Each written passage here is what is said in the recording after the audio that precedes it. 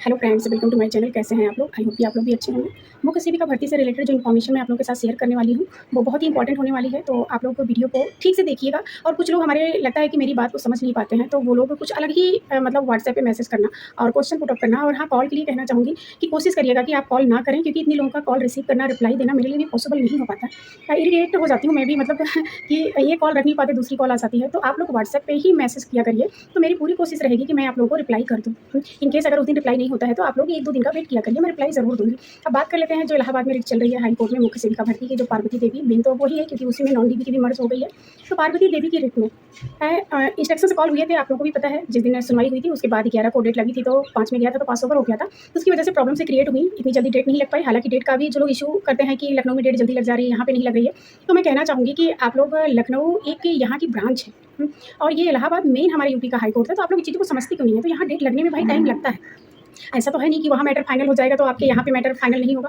वहाँ फाइनल हो जाएगा तो यहाँ भी हो जाएगा, यहाँ हो जाएगा तो वहाँ भी हो जाएगा। बहुत सारी चीज़ें कोरिलेट करती हैं। जो चीज़ें कोरिलेट करती हैं उसके लिए आप लोग बेफिक्र रहिए कि एक जगह जजमेंट आएगा तो दूसरी जगह नहीं होगा, तो वो दोनों जगह अप्लाई होगा, चाहे यहाँ की बात करें चाहे लखनऊ की बात करें। तो मैं कहना चाहती हूँ, इंस्ट्रक्शन कॉल जो भी हुआ था पहली डेट की हियरिंग में, तो वो इंस्ट्रक्शन आ गए हैं। तो इंस्ट्रक्शन हमारे एडवोकेट को नहीं दिए जाते, वो जज के पास ही रहते हैं। जो भी उन्होंने इंस्ट्रक्शन में बताए होंगे, जो भी चीज़ें जैसा उन्होंने रिटन ओरली जैसा भी दिया होगा, तो उसके बाद जो हमारी डेट लगेगी ना, उस पर बहस होगा, उस पर वो अपने साइड से बताएंगे। और अभी तक जो इंस्ट्रक्शंस आए हैं वो जज के पास है, हम लोगों के पास नहीं है कि हम उसे ओपन कर दें।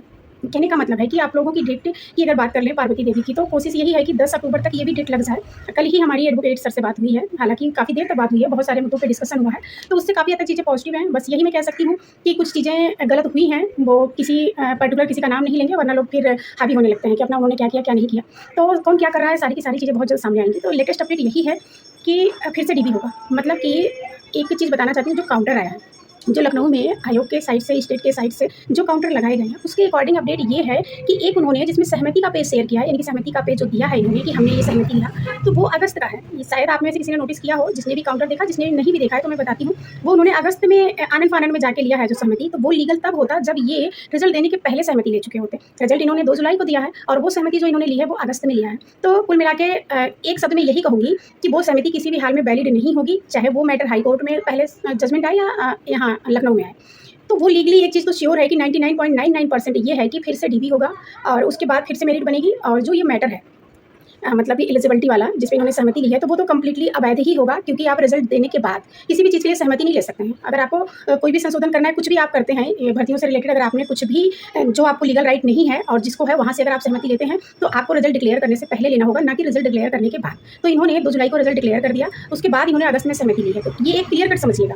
बहुत से लोग हैं कहती कुछ हूँ समझते कुछ हैं। कुल मिला के ये शॉर्टकट में कह रही हूँ कि 99.99% है कि फिर से डीबी होगा, डीबी की कट ऑफ आएगी और कुल मिला के फिर से मेरिट बनेगी, सब चीज़ें होंगी। पर ये 100% श्योर मत मानिएगा। अभी की जो स्थिति बन रही है, जो होने वाला है, वो मैं बता रही हूँ, क्योंकि कुछ चीज़ें बीच में चेंज हो जाती हैं, और चेंज हो जाएंगी तो फिर आप लोग कहेंगे आपने ऐसा बताया था, ऐसा नहीं हुआ, ऐसा हुआ। ये एक बात होगी। दूसरी बात बताती हूँ कि 126 सीट को लेके जो लोगों का, पहले आप लोग पता करिए नेहा भटनागर मतलब किससे रिलेटेड, कहीं वो आंगनबाड़ी में जॉब तो नहीं करती हैं, क्योंकि जो भी कैंडिडेट ऐसे हैं कि 10 साल 15 साल 12 साल हो गए हैं उनको जॉब करते हुए, तो नेहा भटनागर की रिट अनीता सिंह में ही क्यों मर्ज हुई? और भी तो थी पार्वती देवी में क्यों नहीं मर्ज हुई, अनीता सिंह में क्यों नहीं मर्ज हुई? क्योंकि अनीता सिंह भी एक संविदा कर्मी है और उन्होंने रेगुलाइजेशन की मांग किया है। तो उन चीज़ों को देखते हुए नेहा भटनागर को उसमें, मतलब नेहा भटनागर की रिट को ऐड किया गया है। नेहा भटनागर के जो एडवोकेट है उन्होंने अशोक खरे सर को हायर किया है, और अशोक खरे सर ही बहस किए थे। 61 नंबर पर केस लगा हुआ था, उस दिन हमारे एडवोकेट भी कोर्ट में मौजूद थे जिस दिन ये बहस हुई है।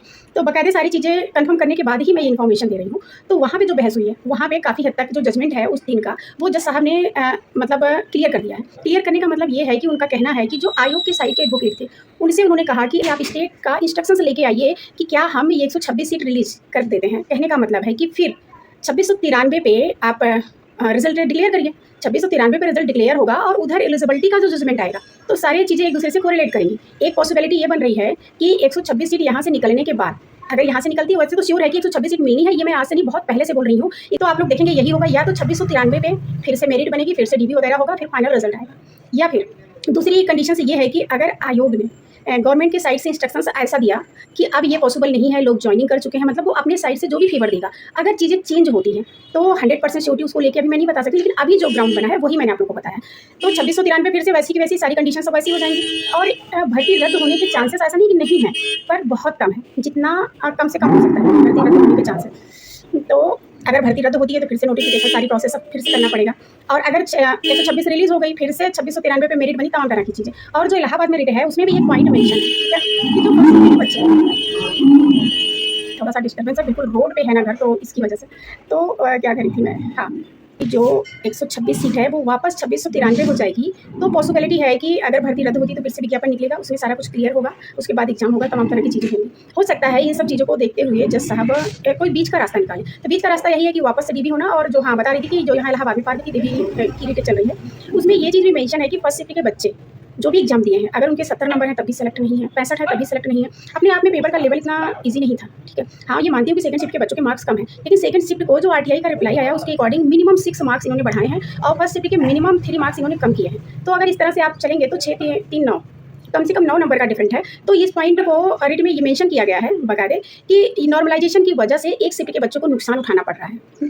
तो इसके बारे में भी विचार किया जाए, और पॉसिबल हो अगर तो विदाउट नॉर्मलाइजेशन रिजल्ट को डिक्लेयर किया जाए। अब कुल मिला के ऐसा प्रोसेस तो है नहीं कि 50% सीटें सेकंड शिफ्ट को दे दें, 50% फर्स्ट शिफ्ट को दे दें, और ऐसा कुछ जजमेंट आएगा तो वो अलग बात है। वो कितना क्लियरिफाई होगा, लोग कितना मानेंगे नहीं मानेंगे, आगे जाएंगे, वो सब तो तमाम तरह की प्रोसेस है। और आप लोग अपने आप ही सोचिए कि नॉर्मलाइजेशन में 9 नंबर का डिफरेंस होना अपने आप में कितना सही है, चाहे वो फर्स्ट शिफ्ट की लड़कियां हो चाहे सेकंड शिफ्ट की लड़कियां हो, मैं सबके लिए बात कर रही हूँ।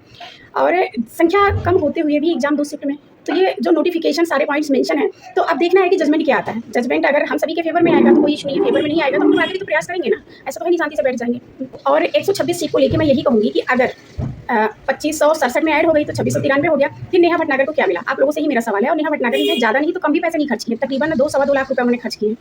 अब आप बताइए कि 126 में फिर नेहा भटनागर को सीट मिलनी चाहिए कि नहीं मिलनी चाहिए। अकेले अगर कोई लड़की फाइट कर रही है, और 2-2 एडवोकेट उसने किया है, भले ही एक एडवोकेट ने दूसरे एडवोकेट को बहस के लिए, बड़ा मुश्किल हो जाता है कभी कभी, हाँ इतना ज़्यादा शोर। तो आप ही लोग बताइए कि जजमेंट कितना अथेंटिक होगा, क्या होगा। और एलिजिबिलिटी को लेके जो मुद्दा उठाया गया है, तो उसी पे अगर जजमेंट आएगा तो काफ़ी हद तक चीज़ें इफेक्ट, मतलब काफ़ी हद तक यहाँ पे भी इफेक्ट पड़ेगा रिट पे, पर ये नहीं कि 100% इफेक्ट पड़ेगा। पर देखते हैं, कहते हैं कोशिश करने वालों की हार नहीं होती। एग्जाम्पल आप लोगों के सामने है सारी भर्तियों के, जो भी रिजल्ट आए हैं चीज़ों के, और खासकर लेखपाल भर्ती का तो अभी हाल ही में आप लोगों ने भी देखा कि नंबर कम है ज़्यादा है मैटर नहीं किया। जो लोग सुप्रीम कोर्ट गए थे उन सभी को सीटें मिली।